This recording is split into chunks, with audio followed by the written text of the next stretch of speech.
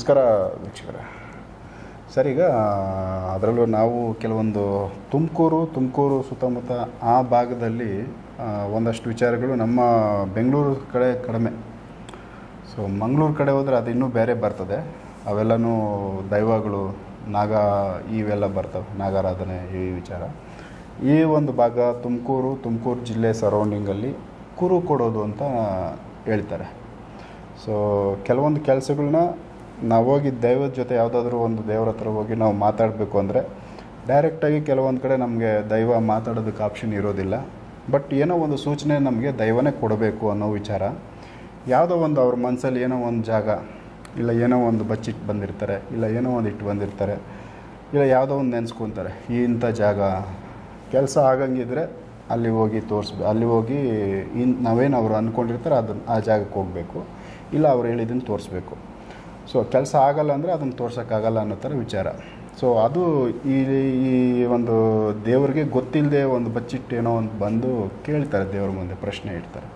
So ಈ ಥರ ನಮ್ಮದೊಂದು ಅಂದ್ಕೊಂಡಿದ್ದೀವಿ. ನಾವೇನೋ ಈ ಥರ ನಮ್ಮ ಮನಸ್ಸಲ್ಲಿ ಐತೆ, ನೀವು ಹೋಗಿ ಆ ಜಾಗದಲ್ಲಿ ತೋರಿಸಿದ್ರೆ ಕೆಲಸ ಆಗುತ್ತೆ ನಮ್ಮದು ಅಂತ, ಇಲ್ಲಾಂದರೆ ಆಗಲ್ಲ ಅನ್ನೋದು ಇದು ಒಂದು ನಡೀತಾ ಇದೆ. ಇದ್ರ ಬಗ್ಗೆ ಏನು ಹೇಳ್ತೀರಾ?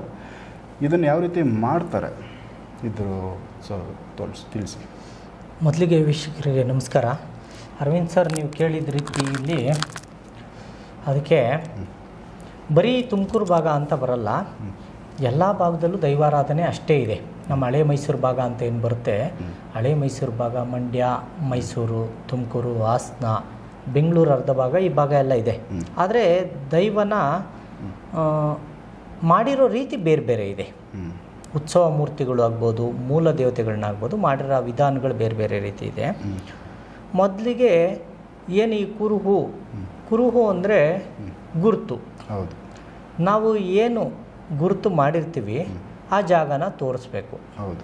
ಈಗ ನಾವು ಮೊದಲಿಗೆ ನಮ್ಮ ಮನೆಯಲ್ಲಿ ಒಂದು ಮೊಬೈಲನ್ನು ನಮ್ಮ ರೂಮಲ್ಲಿ ಇಟ್ಬಿಟ್ಟು ಬಂದು ಈಚೆ ಬಂದು ಮಗುಗೆ ಆ ಮೊಬೈಲ್ ಇಟ್ಟು ಬಂದಿದ್ದೀನಿ ತಗೋಬೋಗಪ್ಪ ಅಂತ ಹೇಳಿದ್ರೆ, ಹೆಂಡ್ತಿಗಾಗಲಿ ಮಕ್ಕಳಿಗಾಗಲಿ ಎಲ್ಲಿಟ್ಟಿದ್ಯಪ್ಪ, ಎಲ್ಲಿದೆ, ಯಾವ ಜಾಗದಲ್ಲಿದೆ ನೀನು ಹೇಳು ಅಂತ ಕೇಳ್ತಾರೆ. ಹೌದು. ಈಚೆ ನಾವು ನಿಂತಿದ್ದಂಥ ಸಮಯದಲ್ಲಿ ಅದು ಮನುಷ್ಯರು. ಹೌದು. ದೇವತೆ ಅಂತ ಹೇಳಿದ್ರೆ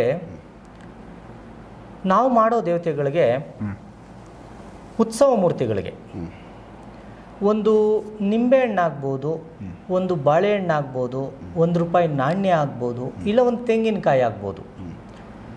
ಹೋಗ್ಬಿಟ್ಟು ಆ ತಾಯಿಗೆ ಸುಮ್ಮನೆ ಮುಂದೆ ಹಿಂಗೆ ತೋರಿಸ್ಬಿಟ್ಟು ಯಾರ ಕಣ್ಣಿಗೂ ಕಾಣದೇ ಇದ್ದಾಗೆ ಒಬ್ಬರೇ ಎತ್ಕೊಂಬಂದು ದೂರದಲ್ಲಿ ಎಲ್ಲಾದರೂ ಅಂದರೆ ಓಡಾಡೋ ಅಂಥ ಜಾಗದಲ್ಲಿ ತಗೊಂಡೋಗಿ ಯಾರಿಗೂ ತಿಳಿಸ್ತಂತೆ ಇಟ್ಬಿಟ್ಟು ಬಂದು ಆ ತಾಯಿ ಮುಂದೆ ನಿಂತು, ನಾನು ಹಿಂಗೆ ಒಂದು ಕುರು ಇಟ್ಟಿದ್ದೀನಿ, ನನಗೆ ಕೆಲಸ ಮಾಡಿಕೊಡ್ತೀಯಾ ಅಂದರೆ, ಆರೋಗ್ಯದಲ್ಲಿ ಸಮಸ್ಯೆ ಇದೆ, ಇದು ಆಸ್ಪತ್ರೆಯಿಂದ ಬಗೆಹರಿಯುತ್ತಾ, ಇಲ್ಲ ಯಾರಾದರೂ ನನಗೆ ತೊಂದರೆ ಮಾಡಿದಾರಾ, ಏನಾಗಿದೆ, ಬಗೆಹರಿಯುತ್ತೆ ಅನ್ನೋದಾದರೆ ನಾನು ಇಟ್ಟಿರೋ ಕುರುಹನ್ನು ಹೋಗಿ ಹುಡ್ಕೊಂಡು ತೊಗೊಂಬ ಅಂತ ಪ್ರಶ್ನೆ ಕೇಳೋ ರೀತಿ.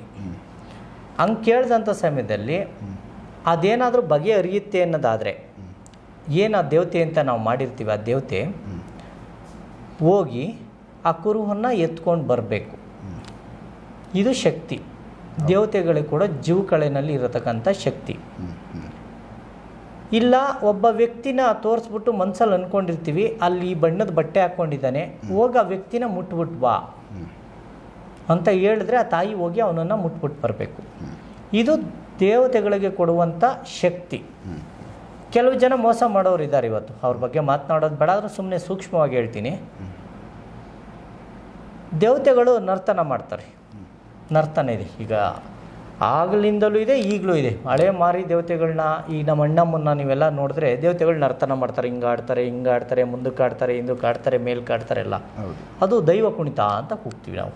ದೈವ ಕುಣಿತ, ಮಾರಿ ಕುಣಿತ, ಮಾರಮ್ಮನ ಕುಣಿತ ಅಂತ ಕೂಗ್ತೀವಿ.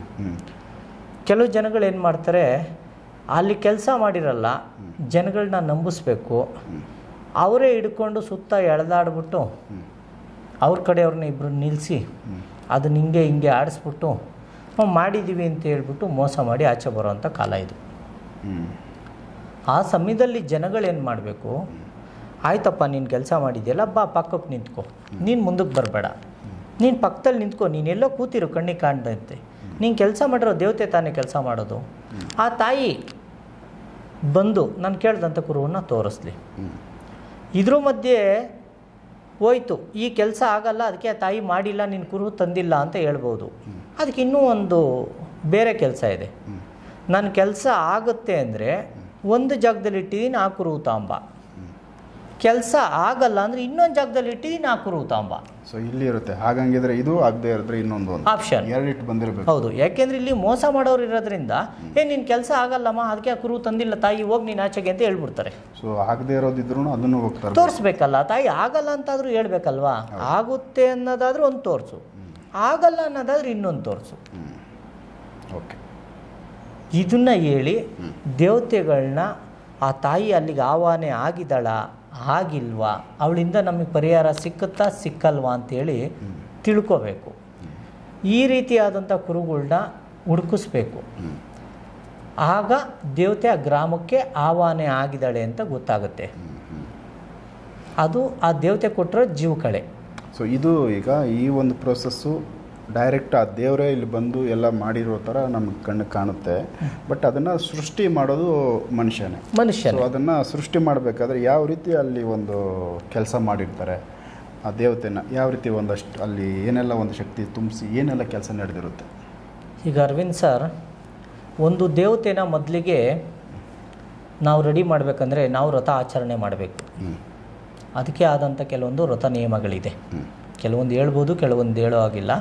ಅದಕ್ಕೆ ಆದಂಥ ಕೆಲವೊಂದು ವ್ರತ ನಿಯಮ ನಿಷ್ಠೆಯಿಂದ ಇದ್ದು ಅದಕ್ಕೆ ಬೇಕಾದಂಥ ವನಸ್ಪತಿ ಮುಖ್ಯ. ನಮ್ಗೆ ವನಸ್ಪತಿನೇ ಮುಖ್ಯ, ವನಸ್ಪತಿ ಇಲ್ಲದೆ ಏನೂ ಇಲ್ಲ. ಆ ವನಸ್ಪತಿನ ತರೋ ರೀತಿ ಬೇರೆ ಇದೆ. ಕೆಲವೊಂದು ಗ್ರಂಥಿಗೆ ಅಂಗಡಿಲಿ ತೊಗೊಂಬರ್ತಾರೆ, ಫೇಲ್ ಆಗುತ್ತೆ. ಕೆಲವೊಂದು ನಾವೇ ಹೋಗಿ ತರೋ ಅಂಥ ಗಿಡಮೂಲಿಕೆಗಳಿದೆ. ಆ ಗಿಡಮೂಲಿಕೆಗಳನ್ನ ನಕ್ಷತ್ರಗಳನ್ನ ನೋಡಿ ಇದೇ ದಿನದಲ್ಲಿ ತರಬೇಕು, ಸಿದ್ಧಿ ದಿನದಲ್ಲೇ ತರಬೇಕು.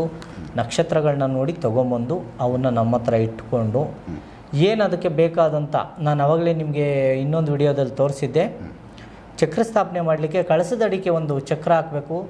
ತಗಡು ಶೀಟ್ ಬರುತ್ತೆ, ಅದೇ ಥರ ತಗಡು ಶೀಟ್ನಲ್ಲಿ ಬರಿಬೇಕು. ಅದಕ್ಕೆ ಬೇಕಾದಂಥ ಶಕ್ತಿ ಎಷ್ಟು ಬೇಕು, ಆ ಜಾಗಕ್ಕೆ ತಕ್ಕನಂತೆ, ದೇವಸ್ಥಾನಕ್ಕೆ ತಕ್ಕನಂತೆ ನಾವು ಶಕ್ತಿ ಕೊಡಬೇಕು. ಈಗ ಒಬ್ಬ ಮನುಷ್ಯಂಗೆ ಅವನು ಆ ದೇಹಕ್ಕೆ ತಕ್ಕನಂತೆ, ಹೊಟ್ಟೆಗೆ ತಕ್ಕನಾದಂತೆ ಊಟ ಇಕ್ಕಬೇಕು.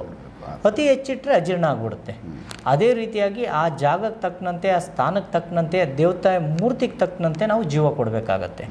ಅದಕ್ಕೆ ನಾವು ಬೇಕಾದಂಥ ಗಿಡಮೂಲಿಕೆಗಳನ್ನ ಬಳಸಿ, ಅದಕ್ಕೆ ಬೇಕಾದಂಥ ನವಪಾಷಾಣಗಳನ್ನ ಬಳಸಿ ಕೆಲವೊಂದು ಪ್ರಿಪೇರ್ ಮಾಡಿ ರೆಡಿ ಮಾಡ್ಕೋಬೇಕು. ರೆಡಿ ಮಾಡ್ಕೊಂಡ ನಂತರ ಅದಕ್ಕೆ ಒಂದು ಒಳ್ಳೆ ನಕ್ಷತ್ರ ನೋಡಿ ಅದಕ್ಕೆ ಒಂದು ಶಕ್ತಿನ ಒಂದು ಕಡೆಗೆ ಕ್ರೋಢೀಕರಿಸಿ ಅದನ್ನು ಆ ತಾಯಿಗೆ ಕೊಡಬೇಕು. ಕೊಟ್ಟ ನಂತರ ಅದು ಪೂಜೆ ವಿಧಾನದಲ್ಲಿ ಏನು ನಡೆಸ್ಬೇಕಂತೆ ಪೂಜೆ ವಿಧಾನ ನಡೆಸಿ ಯಾವತ್ತು ಆ ಗ್ರಾಮಕ್ಕೆ ಆ ತಾಯಿನ ಕಳಿಸ್ತೀವಿ ಮುಂಚೆನೇ ಆ ತಾಯಿಗೆ ಆ ದಿನನ ಗೊತ್ತು ಮಾಡಿ ಕಟ್ಟಬೇಕು. ಇಂಥ ದಿನ ನಿನ್ನನ್ನು ಇಂಥ ಗ್ರಾಮಕ್ಕೆ ಕಳಿಸ್ತಾ ಇದ್ದೀನಮ್ಮ, ನೀನು ಹೋಗಿ ಆ ಗ್ರಾಮ ಕಾಯಿ.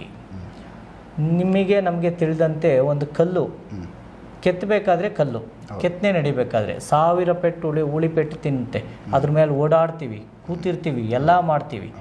ಆದರೆ ಅದಕ್ಕೊಂದು ಆಕಾರ ಕೊಟ್ಟು ಅದ್ರ ಮೇಲೆ ಸ್ವಲ್ಪ ಗಂಗೆ ಪ್ರೋಕ್ಷಣೆ ಮಾಡೋದೊಂದು ದರ್ಶನ ಇಟ್ಟು ಒಂದು ಹೂವು ಇಟ್ಟ ನಂತರ ಅದು ದೇವತೆ. ಸೃಷ್ಟಿ ಮಾಡಿರೋದು ನಾವೇ ಮೊದಲಿಗೆ, ಆದರೆ ಅದು ಗರ್ಭಗುಡಿಗೆ ಹೋದ ನಂತರ ಅದು ದೇವರು. ನಾನು ಕೈ ಮುಗಿಬೇಕು ಅದಕ್ಕೆ. ಸೃಷ್ಟಿ ನಾನೇ ಮಾಡಿದರೂ ಕೂಡ ಅದು ಆ ಸ್ಥಾನಕ್ಕೆ ಹೋದ ನಂತರ ಅದು ದೇವತೆ. ಅದಕ್ಕೆ ನಾವು ಏನು ನಡೆಸಬೇಕು ಅಂತೆ ಪೂಜೆ ಪುನಸ್ಕಾರಗಳನ್ನ ನಡೆಸ್ಕೊಂಡು ಮುಂದಕ್ಕೆ ಹೋಗ್ಬೇಕಾಗತ್ತೆ. ಸೊ ಇಲ್ಲಿ ಒಂದು ಅಂದರೆ ಎಷ್ಟು ದಿನಗಳು ತೊಗೋಬೋದು ಈ ಥರದ್ದೊಂದು ಕುರು ಕೊಡೋ ಒಂದು ದೇವತೆನ ಇಲ್ಲ ಒಂದು ದೇವರನ್ನು ನೀವು ಮಾಡಿಕೊಡ್ಬೇಕು ಅಂದರೆ ಎಷ್ಟು ಸಮಯ ಒಂದು ಮಾಡೋದಕ್ಕೆ ಟೈಮ್ ಬೇಕಾಗುತ್ತೆ? ಈಗ ಒಂದು ಕಂಚಿನ ದೇವತೆ ಮಾಡಿಸ್ಬೇಕು, ಪಂಚಲೋಹ ಈಗೆಲ್ಲ ಮಾಡ್ತಾ ಇರೋದು ಹೊರಗಡೆ ಎಲ್ಲ ಪಂಚಲೋಹ. ಒಂದು ಪಂಚಲೋಹದ ವಿಗ್ರಹ ಮಾಡಿಸ್ಬೇಕಂದ್ರೆ ಮಿನಿಮಮ್ ಕೆತ್ತನೆ ಕೆಲಸ ಎಲ್ಲ ಸೇರಿದ್ರೆ ಒಂದು 15ರಿಂದ 20 ದಿವಸ ಬೇಕು ಒಂದು ವಿಗ್ರಹ ರೆಡಿ ಆಗಲಿಕ್ಕೆ. ಹೆಂಗೆ ಇದ್ರೂ ನಾವು ಜೀವಕಳೆ ಕೊಡಲಿಕ್ಕೆ ರೆಡಿ ಮಾಡ್ಕೊಳ್ಳಿಕ್ಕೆ ನಮ್ಮ ಕೆಲಸಕ್ಕೆ 5 ದಿನಗಳ ಕಾಲ ಬೇಕು. ಒಬ್ಬ ಮನುಷ್ಯ ಒಂದು ದೇವತೆಗೆ ಜೀವಕಳೆ ಕೊಟ್ಟು ಈ ಥರ ಕುರುಹ ಎಲ್ಲ ಮಾಡೋ ಥರ ನಾನು ಮಾಡ್ತೀನಿ ಅಂದರೆ 5 ದಿನಗಳ ಕಾಲ ಸಮಯ ಬೇಕು ನಮಗೆ. ಅದಕ್ಕೆ ಬೇಕಾದಂಥ ವಸ್ತುಗಳನ್ನ ಹೊಂದಿಸಿ ತೊಗೊಂಬಂದು ಬರೀ ತಗಡುಗಳನ್ನ ಬರೀಲಿಕ್ಕೆ ನನಗೆ 3ರಿಂದ 4 ದಿವಸ ಬೇಕಾಗುತ್ತೆ. ಸೊ ಅದು ಎಲ್ಲ ಒಂದೊಂದು ಪ್ರೊಸೆಸ್ಸು ನಡಿಬೇಕು. ಹೌದು. ಸೊ ಯಾವ ರೀತಿ ಅದೆಲ್ಲ ರೆಡಿ ಆದಮೇಲೆ ಒಂದು ಗ್ರಾಮಕ್ಕೆ ನೀವು ಕೊಟ್ಟು ಬಂದುಬಿಡ್ತೀರಾ, ಮತ್ತು ಆ ಗ್ರಾಮದವರು ಆ ಒಂದು ಕುರು ಕೊಡೋ ದೇವರನ್ನು ಯಾವ ರೀತಿ ಅವರನ್ನು ಅದನ್ನು ರಕ್ಷಣೆ ಮಾಡ್ಕೋಬೇಕು ಇಲ್ಲ ನೋಡ್ಕೋಬೇಕು? ನಾವು ಆ ಗ್ರಾಮಕ್ಕೆ ಆ ದೇವತೆನ ಬಿಡೋಕೆ ಹೋದಂಥ ಸಮಯದಲ್ಲಿ ಯಾವ ರೀತಿ ನಡೆಸ್ಕೊಬೇಕು, ಆ ತಾಯಿ ಪೂಜೆ ವಿಧಾನ ಏನು ಪ್ರತಿಯೊಂದು ಹೇಳಿ ಬಂದಿರ್ತೀವಿ. ಜೊತೆಗೆ ನಾವು ಆ ಗ್ರಾಮಕ್ಕೆ ಆ ದೇವತೆನ ಬಿಟ್ಟ ನಂತರ ನಾನು ಏನೋ ಆಯಿತು ನನ್ನ ಕೆಲಸ ಹೋಗ್ತೀನಿ ನಾನು ಅಂತ ಬಂದ್ಬಿಡಲ್ಲ. ಆ ದೇವತೆನ ಅಲ್ಲಿಗೆ ಬಿಟ್ಟ ನಂತರ ಏನು ನಡೀತಾ ಇದೆ ಅಲ್ಲಿ, ಏನು ಆಗ್ತಾ ಇದೆ ಪ್ರತಿಯೊಂದು ತಿಳ್ಕೊತೀವಿ. ಹೆಂಗೆ ಅಂದರೆ ನಾನೊಂದು ದೇವತೆನ ರೆಡಿ ಮಾಡಿ ಒಂದು ಗ್ರಾಮಕ್ಕೆ ಕಳಿಸಿದ ನಂತರ ಆ ತಾಯಿ ಹೆಸರು ಹೇಳಿ ಇಲ್ಲಿ ನಾನೊಂದು ಪೂಜೆ ಇಟ್ಟಿರ್ತೀನಿ. ಓಕೆ. ಆ ತಾಯಿಗೆ ಆ ಗ್ರಾಮದಲ್ಲಿ ಏನಾದರೂ ತೊಂದರೆ ಆದಂಥ ಸಮಯದಲ್ಲಿ ನಮಗಿಲ್ಲಿ ಸೂಚನೆ ಸಿಕ್ಕತ್ತೆ. ಓಕೆ, ತೊಂದರೆ ಆಗಿದೆ ನನಗೆ, ಬಾ ಬಂದು ನೋಡಿ ನನಗೆ ತೊಂದರೆ ಆಗಿದೆ ಅಂತ ತಾಯಿಯಿಂದ ಸೂಚನೆ ಸಿಕ್ಕಿದ್ರೆ ನಾವು ಮರುದಿನ ಅವ್ರು ಕೂಗದೇ ಇರಲಿ ನಾವು ಗ್ರಾಮಕ್ಕೆ ಹೋಗ್ತೀವಿ. ಸೊ ಹೋಗಿ ಚೆಕ್ ಮಾಡ್ತೀವಿ ಏನು ತೊಂದರೆ ಆಗಿದೆ. ಈಗ ಏನು ತೊಂದರೆ ಅಂದರೆ ನಿಮ್ಗೇನು ಮುಚ್ಚುಮರೆ ಏನಿಲ್ಲ. ನಾನೊಂದು ದೇವತೆ ಕೆಲಸ ಮಾಡಿದ್ದೀನಿ ಅಂದರೆ ನನ್ನಂಥ ಕಸುಬ್ದಾರ ಇನ್ನೊಬ್ಬ ಇದ್ದೇ ಇರ್ತಾರೆ. ಅವನಿಗೂ ಹೊಟ್ಟೆ ಉರಿ ಅನ್ನೋದು ಇದ್ದೇ ಇರುತ್ತೆ. ಇದರಲ್ಲಿ ನೀನಾ ಅನ್ನೋದು ಇದ್ದೇ ಇರುತ್ತೆ ವಿದ್ಯೆನಲ್ಲಿ, ಕಸುಬ್ನಲ್ಲಿ. ನಾನು ಮಾಡಿ ಬಂದ ನಂತರ ಅವನ ದೇವತೆ ಶಕ್ತಿನ ಕುಗ್ಸ್ಲಿಕ್ಕೋಸ್ಕರ ದುಷ್ಟ ಪ್ರಯೋಗಗಳನ್ನ ಮಾಡ್ತಾನೆ. ಕಟ್ ಮಾಡೋದು, ದೇವತೆನ ನಿಲ್ಸೋಕ್ಕೆ ಪ್ರಯತ್ನ ಪಡೋದು, ಈ ಥರ ಕಾರ್ಯಕ್ರಮಗಳೆಲ್ಲ ಮಾಡ್ತಾ ಇರ್ತಾರೆ. ಆ ಸಮಯದಲ್ಲಿ ನಾವು ಆ ದೇವತೆ ಕಟ್ಟಿಗೆ ಸಿಕ್ಕದೇ ಇದ್ದಿದ್ದ ರೀತಿ ಏನು ಮಾಡ್ಕೊಬೇಕು ಅಷ್ಟು ಮಾಡಿ ಬಂದಿರ್ತೀವಿ. ಸೊ ಇದೊಂದು ಕಂಟಿನ್ಯೂ ಇದು ನೋಡ್ಕೊತ ಹೋಗ್ಬೇಕಾಗುತ್ತೆ. ಖಂಡಿತ ನೋಡ್ಕೊತ ಹೋಗ್ಬೇಕಾಗುತ್ತೆ. ಯಾಕೆಂದರೆ ನಾನು ಮಾಡಿ ಬಂದಿದ್ದೆ ಪೂರ್ಣ, ನಾನು ಮಾಡಿದ್ದೆಲ್ಲ ಕೊನೆವರೆಗೆ ಅಂತ ಹೇಳೋಕ್ಕಾಗಲ್ಲ. ಅದನ್ನು ಅವರು ನಡೆಸ್ಕೊಳ್ಳೋ ರೀತಿ ಮೇಲೆ ದೇವತೆ ಅಲ್ಲಿ ವಾಸ ಮಾಡ್ತಾಳೆ. ಸೊ ಈ ಒಂದು ವಿಧಾನಗಳು ಕುರು ಕೊಡೋ ದೇವ್ರ ವಿಚಾರ. ಹೌದು, ಸೂಪರ್. ಸೊ ವೀಕ್ಷಕರೇ, ಈಗ ಸಾಕಷ್ಟು ಕಡೆ ನೀವು ನೋಡಿರ್ತೀರ ಯಾವ ರೀತಿ ಒಂದು ದೇವರುಗಳಿಗೆ ಕುರು ಕೊಡ್ತಾರೆ ಅಂತ. ಇವುಗಳನ್ನ ಸಾಕಷ್ಟು ವಿಡಿಯೋಗಳು ಸೋಷಿಯಲ್ ಮೀಡಿಯಾಗಳಲ್ಲಿ ನಾವು ನೋಡ್ತೀವಿ ಇವುಗಳನ್ನ. ಸೊ ಇದ್ರ ಹಿಂದೆ ಏನು ಕೆಲಸ ನಡೆದಿರುತ್ತೆ, ಯಾವ ರೀತಿ ಆ ದೇವರುಗಳನ್ನ ತಯಾರು ಮಾಡ್ತಾರೆ, ಮತ್ತು ಅದರಲ್ಲಿ ಕೆಲವೊಂದು ಮೂಲಿಕೆಗಳನ್ನ ಬಳಸ್ತಾರೆ, ಅದನ್ನು ಓಪನ್ ಮಾಡಿ ಹೇಳೋಂಗಿಲ್ಲ ಪಬ್ಲಿಕ್ಗೆ. ಸೊ ಹಾಗಾಗಿ ಬಟ್ ಅಲ್ಲಿ ಏನೋ ಒಂದು ಕೈ ಕೆಲಸ ನಡೆದಿರಬೇಕು. ಕೈ ಕೆಲಸ ಅನ್ನೋದಕ್ಕಿಂತ ಅದಕ್ಕೊಂದು ದೈವದ್ದು ಶಕ್ತಿ ತುಂಬೋ ಕೆಲಸ, ಮೂಲಿಕೆಗಳಲ್ಲಿ ಆ ಶಕ್ತಿ ಇದೆ. ಸೊ ಆ ಥರದ್ದೊಂದು ಮೂಲಿಕೆಗಳನ್ನ ಸಂಗ್ರಹ ಮಾಡಿ ಅವ್ರು ಹೇಳಿದ್ರು 21 ದಿನ ಹತ್ತಿರ 1 ತಿಂಗಳವರೆಗೂ ಕೆಲಸ ನಡೀತದೆ. ಸೊ ಒಂದು ದೇವರು ಅಥವಾ ಒಂದು ಕುರು ಕೊಡೋ ದೇವ್ರನ್ನ ರೆಡಿ ಮಾಡಬೇಕು ಅಂದರೆ, ಸೊ ಅವುಗಳನ್ನ ಆದಮೇಲೆ ಕೂಡ ಅವುಗಳನ್ನ ಯಾವ ರೀತಿ ನಡ್ಕೊಬೇಕು, ಆ ಗ್ರಾಮಕ್ಕೆ ಕೊಟ್ಟಾದ್ಮೇಲೂ ಒಂದು ಪ್ರೋಸೆಸ್ ಇರುತ್ತೆ, ಇದೇ ಥರ ನಡ್ಕೊಬೇಕು ನೀವು ಅಂತ. ಸೊ ಇವೆಲ್ಲ ಮಾಡ್ತಾ ಇದ್ದಾಗ ಖಂಡಿತ ಆ ದೇವರಲ್ಲಿ ನೀವೇನೇ ಒಂದು ಕೇಳಿದ್ರು ಅದಕ್ಕೆ ಹೋಗಿ ಅದಕ್ಕೊಂದು ಕುರು ಕೊಡ್ತದೆ, ನೀವೇನೇ ಬಚ್ಚಿಟ್ಟಿದ್ರು ತೋರಿಸುತ್ತೆ. ಸೊ ದೈವನೇ ಅಲ್ಲಿ ನೆಲೆಸಿರುತ್ತೆ. ಸೊ ಈ ವಿಚಾರನ ನಿಮ್ಮ ಗಮನಕ್ಕೆ ಡೈರೆಕ್ಟಾಗಿ ತೋರಿಸಿದ್ದೀವಿ, ಮಾತಾಡಿಸಿದ್ದೀವಿ. ನಾನು ಹಿಂದೆ ಹೇಳಿದ್ದೆ ನನಗೆ ಅದು 3 ಜನ ಗುರುಗಳು ಕಾಲವಾಗಿದ್ದಾರೆ, 3 ಜನ ಉಳಿದಿದ್ದಾರೆ ಅಂತ. ಅದರಲ್ಲಿ ಕಾಲವಾಗಿರ್ತಕ್ಕಂಥ ಒಬ್ಬರು ಗುರುಗಳು ನನ್ನ ಗುರುಗಳು ಇಂಥದ್ದೆಷ್ಟೋ ದೇವತೆಗಳನ್ನ ಮಾಡಿದ್ದಾರೆ. ನಾನು ಅವರು ಒಟ್ಟಿಗೆ ಸೇರಿ ಸ್ನೇಹಿತನಾಗಿ, ಮಗನಾಗಿ, ಅವ್ರ ಶಿಷ್ಯನಾಗಿ ಕೆಲಸ ಮಾಡಿದ್ದೀವಿ. ನಾವು ಕೆಲಸಕ್ಕೆ ಅಂತ ಹೋದಾಗ ಇದರಲ್ಲಿ ಹೆಚ್ಚು ಕಮ್ಮಿ ದೊಡ್ಡವರು ಚಿಕ್ಕವರು ಅಂತ ಇರಲ್ಲ. ಅಂಥದ್ರಲ್ಲಿ ನಾನು ಕಂಡಂಥ ಮಹಾನ್ ವ್ಯಕ್ತಿ, ಕೆಲಸ ಮಾಡಿದವರು, ಯಾರಿಗೂ ಒಂದಕ್ಕೂ ಅಂಜದೆ ಕೆಲಸ ಮಾಡಿ ತುಂಬ ದೇವತೆಗಳಿಗೆ ಜೀವ ಕಳೆ ಕೊಟ್ಟವರು ಅಂದರೆ ಕೆಲವರಲ್ಲಿ ನನ್ನೊಂದು ಒಬ್ಬ ಗುರುಗಳು ಪಂಡಿತ್ ರಮೇಶ್ ಅಂತೇಳಿ, ಕೊರಟಗೆರೆ ತಾಲೂಕು ಕೋಳಲ ಹೋಬಳಿ ಮೋರ್ಗನಹಳ್ಳಿ ಗ್ರಾಮದಲ್ಲಿದ್ದರು. ಅವರು ವಂಶ ಪಾರಂಪರ್ಯವಾಗಿ ಈ ಕೆಲಸ ಮಾಡ್ಕೊಂಬರ್ತಾಯಿದ್ರು, ತಾತ ಮುತ್ತಾತ ಕಾಲದಿಂದನೂ ಕೂಡ. ಅವರು ಈ 2 ವರ್ಷದಿಂದ ಕಾಲವಾದರು. ಓಕೆ.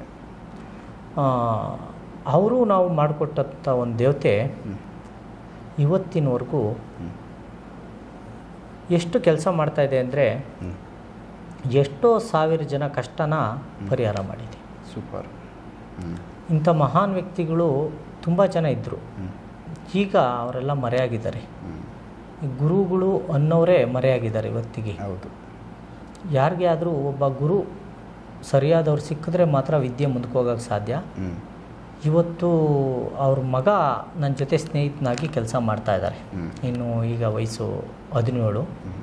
ಮುಂದಿನ ದಿನದಲ್ಲಿ ಅವರು ಅದೇ ರೀತಿ ಅಂತ ಕೆಲಸ ಮಾಡ್ತಾರೆ. ಸೊ ಖಂಡಿತ. ಸೊ ವೀಕ್ಷಕರೇ, ಯಾಕಂದರೆ ಇದು ಇಂದಿನ ಸಾಮಾನ್ಯವಾಗಿ ಪೂರ್ವಿಕರಿಂದ ಸುಮಾರು ಇಂದಿನ ಜನ್ರೇಷನ್ನಿಂದ ಈ ವಿದ್ಯೆಗಳು ಬಂದಿದ್ವು. ಸೊ ಇತ್ತೀಚಿನ ದಿನಗಳಲ್ಲಿ ಈ ಥರದ ವಿದ್ಯೆಗಳನ್ನ ಕಲಿಯೋದಕ್ಕೆ ಯಾರೂ ಆಸಕ್ತಿ ತೋರಿಸ್ತಾ ಇಲ್ಲ. ಹಾಗಾಗಿ ಬೇರೆ ವಿದ್ಯೆಗಳನ್ನ ಕಲ್ತ್ಕೊತ ಬೇರೆ ಜೀವನಗಳು ಮಾಡ್ತಾ ಇದ್ದಾರೆ. ಬಟ್ ದೈವದ ವಿಚಾರಕ್ಕೆ ಸಂಬಂಧಪಟ್ಟಂತೆ, ದೇವ್ರಿಗೆ ಸಂಬಂಧಪಟ್ಟಂತೆ ಈ ವಿದ್ಯೆಗಳು ಅವಶ್ಯಕತೆ ಇದೆ. ಪ್ರತಿಯೊಬ್ಬರಿಗೂ ಈ ವಿಷಯಗಳು ಗೊತ್ತಿರಬೇಕು. ಸೊ ಈ ಒಂದು ಕುರು ಕೊಡೋ ವಿಚಾರ, ಇದನ್ನು ನೀವು ನೋಡಿರ್ಬೋದು ಸಾಕಷ್ಟು ದೇವಸ್ಥಾನಗಳಲ್ಲಿ ಈ ಥರದ್ದೊಂದು ದೇವತೆಗಳು ಸೊ ನಾವೇನೋ ಒಂದು ಹೇಳ್ಕೊಂಡಿರ್ತೀವಿ, ಏನೋ ಒಂದು ಇಟ್ಟು ಬಂದಿರ್ತೀವಿ, ಅದನ್ನು ತೋರಿಸಿ ನಮಗೆ ಈ ಥರ ಒಂದಷ್ಟು ಸೂಚನೆಗಳನ್ನ ಕೊಟ್ಟಿರೋವುಗಳನ್ನ ಗಮನಿಸಿರ್ತೀವಿ. ಸೊ ಇದರಿಂದ ಏನಿರುತ್ತೆ, ಯಾವೆಲ್ಲ ಒಂದು ಕೆಲಸಗಳು ಪ್ರೋಸೆಸ್ ಏನೆಲ್ಲ ನಡೀತದೆ ಅನ್ನೋದ್ರ ಬಗ್ಗೆ ರಾಜನ್ ತಿಮ್ಮಯ್ಯವರು ಕಂಪ್ಲೀಟ್ ಡೀಟೇಲಾಗಿ ತಿಳಿಸ್ಕೊಟ್ಟವ್ರೆ. ಕೆಲವೊಂದು ಮೂಲಿಕೆಗಳನ್ನ ಅವರು ಹೇಳಿಲ್ಲ, ಇದು ಪಬ್ಲಿಕ್ ಬೇಡ ಅಂತ. ಸೊ ಇನ್ನು ಮಿಕ್ಕಿದ ವಿಚಾರಗಳು ನಿಮ್ಮ ಗಮನಕ್ಕೆ ತೊಗೊಂಬಂದಿದ್ದಾರೆ. ಇನ್ನಷ್ಟು ಬೇರೆ ವಿಚಾರಗಳು ಈ ರೀತಿ ದೈವದಕ್ಕೆ ಸಂಬಂಧಪಟ್ಟಂತೆ, ಶಕ್ತಿಗಳಿಗೆ ಸಂಬಂಧಪಟ್ಟಂತೆ ಮುಂದಿನ ವೀಡಿಯೋಗಳಲ್ಲಿ ನಾನು ಮಾತಾಡಿಸ್ತಾ ಹೋಗ್ತೀನಿ. ಸೊ ಎಪಿಸೋಡ್ ನೋಡ್ತಾ ಹೋಗಿ. ಈ ವಿಚಾರಗಳನ್ನ ಯಾರಿಗೆಲ್ಲ ಅವಶ್ಯಕತೆ ಇರುತ್ತೆ, ಇಲ್ಲ ಇನ್ನೊಂದಷ್ಟು ಈ ಒಂದು ವಿಚಾರಗಳು ಹೊರಗಡೆ ಕಾಣಿಸ್ಲಿ ಅನ್ನೋರು ದಯವಿಟ್ಟು ಈ ವಿಡಿಯೋಗಳನ್ನ ಶೇರ್ ಮಾಡಿ ಮತ್ತಷ್ಟು ಜನಕ್ಕೆ ಈ ಥರ ವಿಚಾರ ತಲುಪಲಿ ಅಂತ ನಾವು ಬಯಸ್ತೀವಿ. ಸೊ ನೆಕ್ಸ್ಟ್ ಎಪಿಸೋಡ್ ನೋಡ್ತಾ ಹೋಗಿ. ನಮಸ್ಕಾರ. ನಮಸ್ಕಾರ ವೀಕ್ಷಕ.